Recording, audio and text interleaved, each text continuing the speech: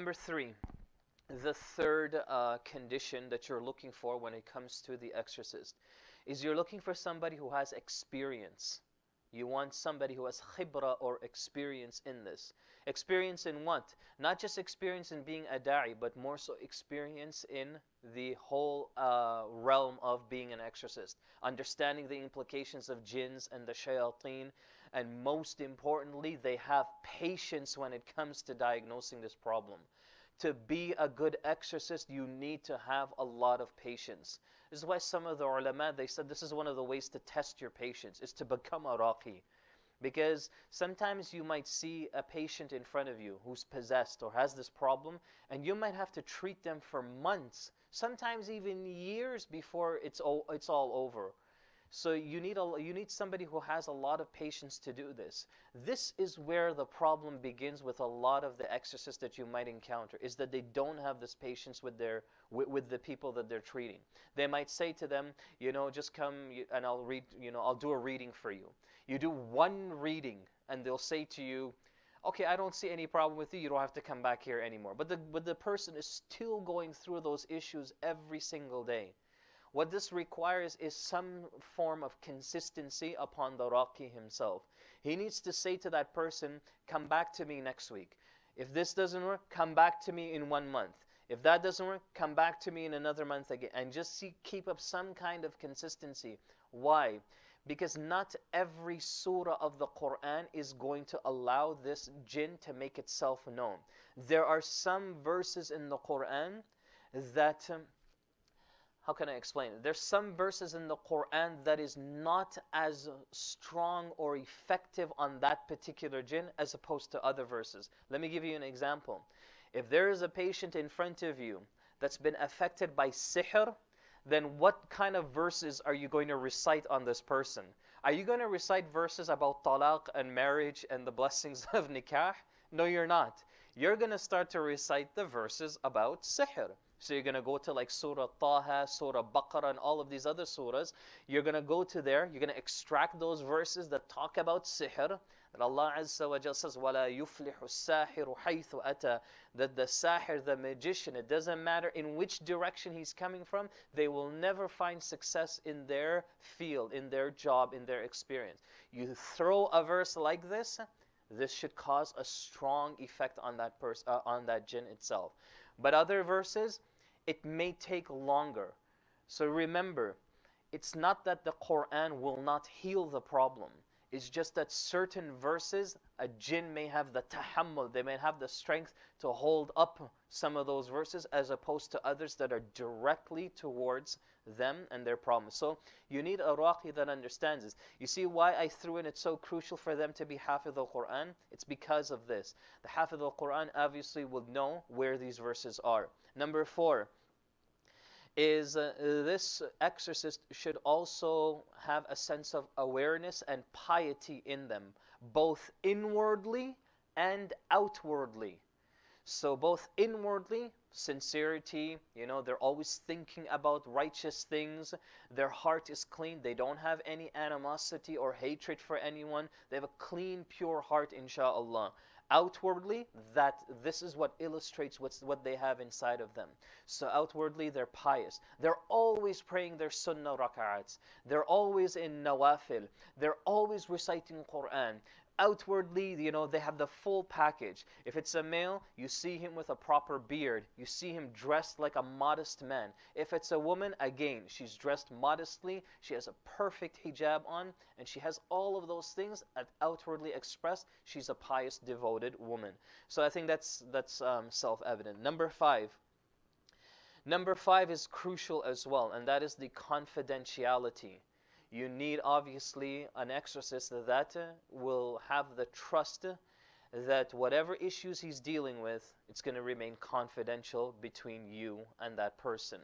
If you ever talk about an experience, always keep it anonymous. So, for example, whenever I mention a story, nobody would know who that person is. No, so that's okay. We're talking about that you keep the confidential and the identity of that individual. Why?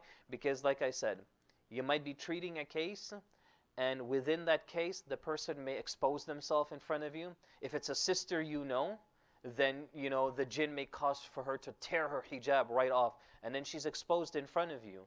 So you have to be able to know that, you know, with the confidentiality and trust that you have in that person, that if they see the woman's hair or something about her, that they would keep that between themselves and Allah Azza wa Jal.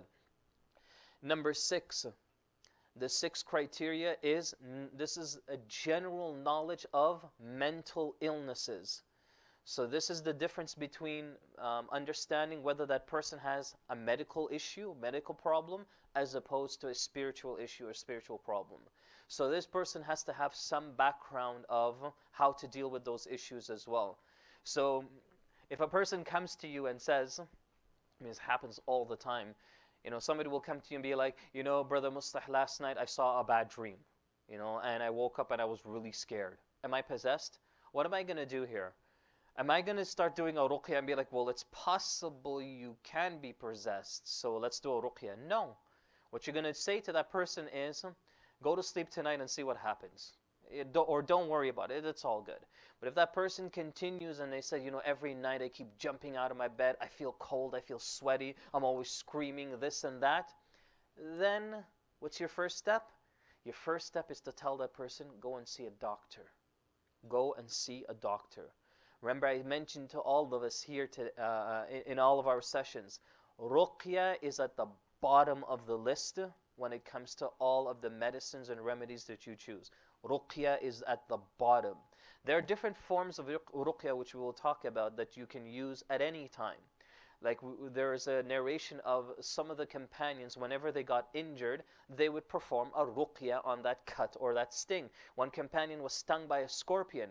That companion read on the sting itself and he was cured. So it shows that ruqya can also be used for these physical ailments and physical injury. You can do them.